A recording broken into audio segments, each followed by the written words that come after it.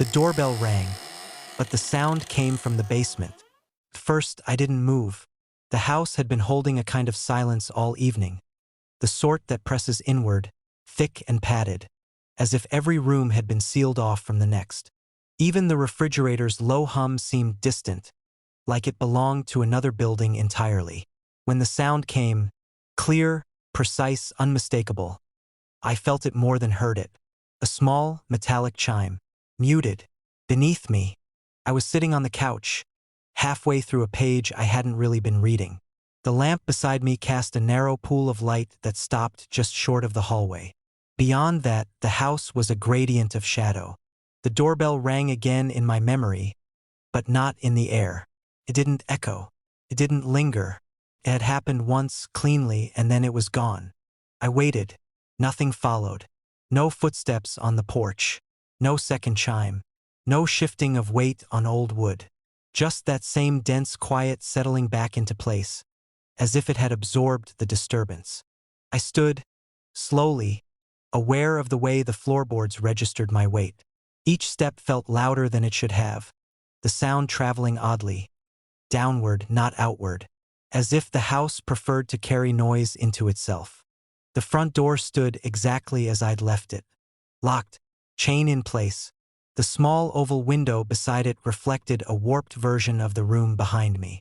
I reached for the doorbell panel on the wall, an old plastic unit with a single, yellowed button. I pressed it. The chime rang instantly, bright and hollow, from the small speaker above the door. It was a completely different sound. Higher, thinner. It filled the entryway and died in the corners like it was supposed to. Not what I'd heard. I pressed it again just to be sure. Same result. Clean. Surface level. Contained. The basement door sat a few feet down the hall. I hadn't opened it since moving in 3 weeks ago. The realtor had described it as unfinished but dry, which in practice meant concrete steps, exposed beams, and a single bulb hanging from a cord. I hadn't needed the space yet. Boxes were still stacked in the living room. I turned the handle. The door opened with a resistance that felt less like weight and more like suction. A cool draft slid up the stairwell, brushing past my legs. It wasn't the kind of cold that came from lack of heat. It felt stored, deliberate, like it had been waiting. I didn't go down. Not yet. Instead, I crouched near the threshold and listened. The house above me seemed to recede, its faint electrical hum flattening into a steady line. Below, there was something else. Not a sound, exactly. More like a suggestion of space. I stood and closed the door. Back in the living room, I tried to return to the couch, but the cushion felt wrong, as if it had shifted shape while I was gone. I remained standing, listening to the silence reassemble itself. After a minute, I moved to the hallway again. The doorbell unit was still there, unchanged. I traced the thin wire that ran from it along the wall. It disappeared into a small hole near the baseboard, sloppy work, probably added after the house was built.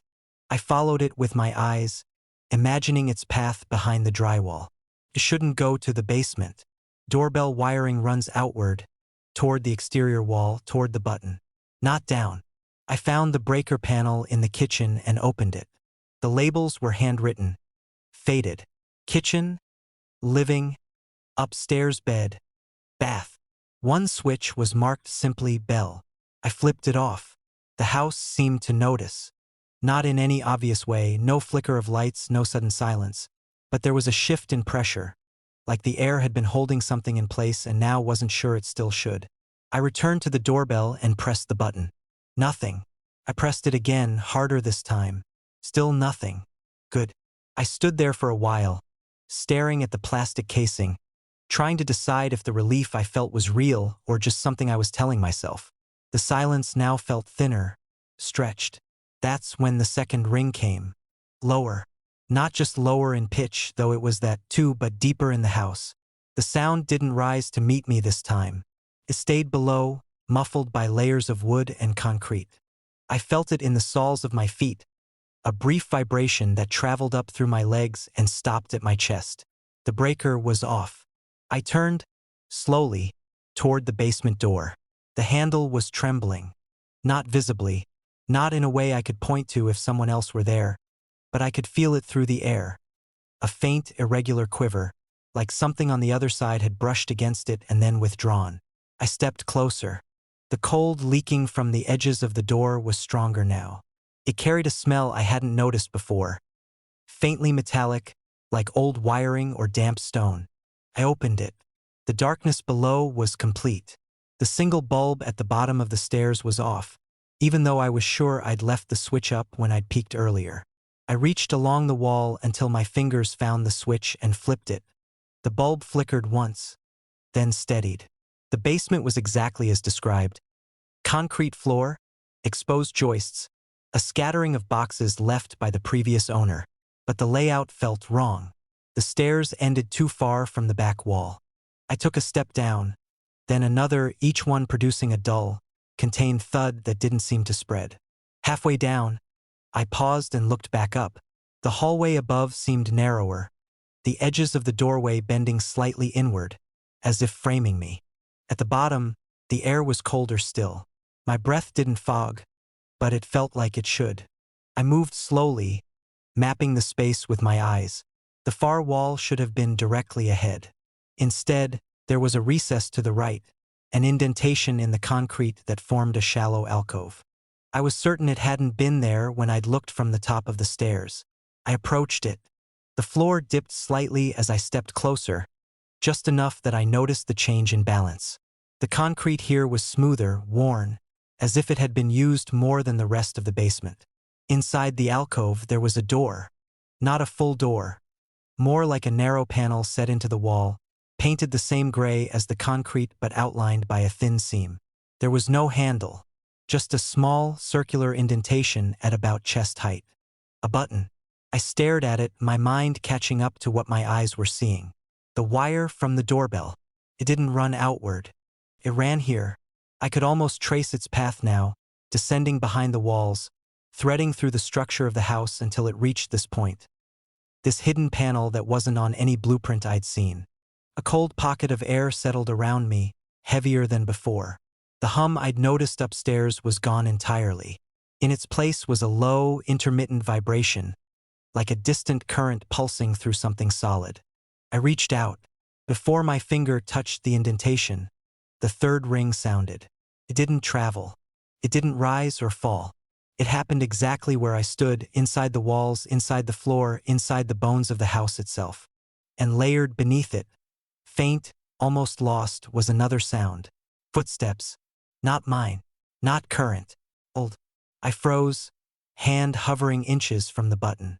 The footsteps moved across the space behind the wall, slow and measured, as if someone were pacing a room that shouldn't be there. With each step, the vibration in the floor shifted, mapping out a shape I couldn't see but could feel. A room within the foundation. A layout within the layout. Someone moving through it with familiarity. The realization came quietly, without drama. This wasn't a bell being rung. It was a bell being answered. I pulled my hand back. The footsteps stopped. For a moment, there was nothing, no vibration, no hum, no sense of movement. Just that dense, waiting silence, thicker than anything I'd felt upstairs. Then, softly, from within the wall, the chime sounded again. Not for me, but through me. A memory, replayed with precision. A signal following a path worn into the structure over time. And as it faded, I understood, with a clarity that felt like something settling into place. The house wasn't reacting to me. It was continuing something, and I had just found where it listened. She found muddy footprints leading to the locked attic door. At first she mistook them for stains. Dark knots in the warped floorboards, irregular and old. The hallway light was dim, a single bulb humming faintly at the far end, flattening everything into a dull yellow haze. But when she stepped closer, the shapes sharpened. A heel, toes, the faint drag between them, as if something had been pulled rather than lifted. She stood still, listening. The house held its quiet tightly in the late afternoon. No pipes, no wind against the siding, no distant cars. Just a dense, waiting silence that pressed against her ears. Even her breathing felt intrusive, as though the air itself preferred not to be disturbed. She crouched. The prints were damp. That was wrong. She pressed her fingers lightly to one. The wood beneath was cool, but the mark itself carried a faint, clammy chill. Not wet enough to smear, but not dry either, fresh, as if it had been placed there moments ago. The smell reached her then. Damp earth. Rich and dark. Not dust, not rot soil. The kind that clings under fingernails. It hovered low along the floor, thickest around the prints, as though it had seeped up through the boards. She glanced toward the window at the end of the hall. Pale daylight, steady and thin. The yard beyond was dry, the gravel untouched. It hadn't rained in days. The footprints led in a single line to the attic door. She hadn't opened that door since she moved in. It had been mentioned casually. The attic was sealed, the key lost years ago, nothing worth seeing inside. The lock had resisted when she tested it once, firm and final. Now the last print stopped just short of the threshold, toes angled toward the door. She waited, unsure why. For another step, maybe. For some continuation. Nothing came. A faint creak drifted through the house. Not from above, somewhere deeper, unfixed. She turned instinctively, but the hallway behind her was empty, unchanged. When she looked back, the prints remained. She went to the kitchen and returned with a cloth and a bowl of water. The act felt small, almost absurd, but it was something she could do. Something definite. The first print lifted easily. Dark residue smeared onto the cloth, leaving the wood pale and bare beneath. She moved to the next, and the next, methodically erasing them until the hallway looked as it had before. Only the smell lingered, fainter now, diluted but present. She stood, exhaling slowly. When she turned back from the sink, she stopped mid-step. The prints had returned. Not exactly where they had been. Slightly offset. A few inches to the side. The line subtly altered, as though reconsidered. Her throat tightened. "No," she said, the word thin in the stillness. She stepped closer, slower this time. The smell of earth had deepened again, richer, more insistent. The prints formed one by one. Not all at once. Each appeared with a faint depression of the wood, as if pressed from above by something unseen. The boards dipped, then released, leaving the damp shapes behind. There was no sound. The silence thickened around her, pressing inward. Beneath it, faint but distinct, came a dragging. Not footsteps, a long, uneven scrape, as if something heavy was being pulled across a surface. Came from above. She looked up. The ceiling stared back, cracked and still. The sound moved, slow and deliberate, tracing a path she couldn't quite follow. "It's the house," she whispered. "Just the house." The dragging stopped.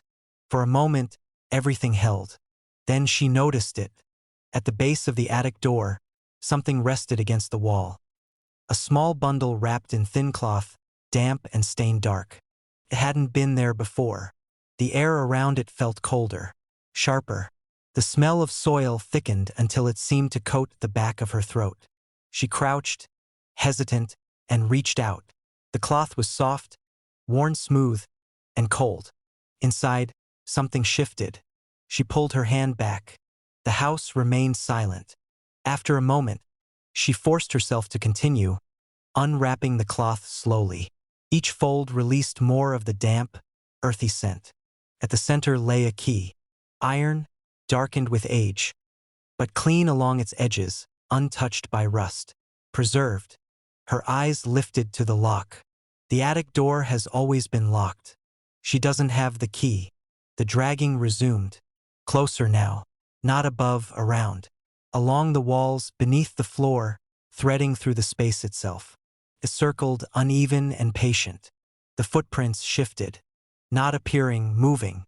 Sliding slightly across the boards, aligning more precisely with the door. The hallway felt narrower. The light at the far end flickered, stretching thin. The walls seemed closer, their angles subtly wrong. The dragging passed behind her. She felt it then, not a touch but a displacement. Air shifting around something large, something that didn't quite fit within the space. She turned. The hallway behind her had changed. Distances felt stretched, doorways misaligned. The grain of the wood ran in unfamiliar patterns, as if the house had been rebuilt from memory rather than structure. The smell of earth filled everything. The attic, she thought, but it wasn't above. The realization came slowly, resisting shape. The dragging moved again, this time within the walls, through them, along them, as if the space itself were layered, folded inward. The house wasn't holding the attic above her. It was holding it around her. The footprints led to the door, and from the door, faint impressions curved away along the baseboards, disappearing into corners that no longer met cleanly. She looked at the key in her hand. If she used it, what would it open? The dragging stopped at the door. The silence that followed was heavy, expectant. She stepped forward. The floor felt softer now, uncertain beneath her weight. The smell of soil was thick enough to taste. She raised the key. For a moment, her reflection wavered faintly in the door's paint. Not clear, just a suggestion, slightly out of sync. Behind her, the hallway stretched into something unrecognizable, its shape slipping like a memory recalled too many times. The attic isn't above you. It's around you. The thought settled, quiet and final. She lowered the key slightly, listening. Somewhere close, the dragging began again. Moving away this time, receding into the folded spaces of the house. The footprints remained, leading to the door, and beyond it, she stood there, the key cooling in her hand, unsure if she had found a way in, or realized she had never been outside at all.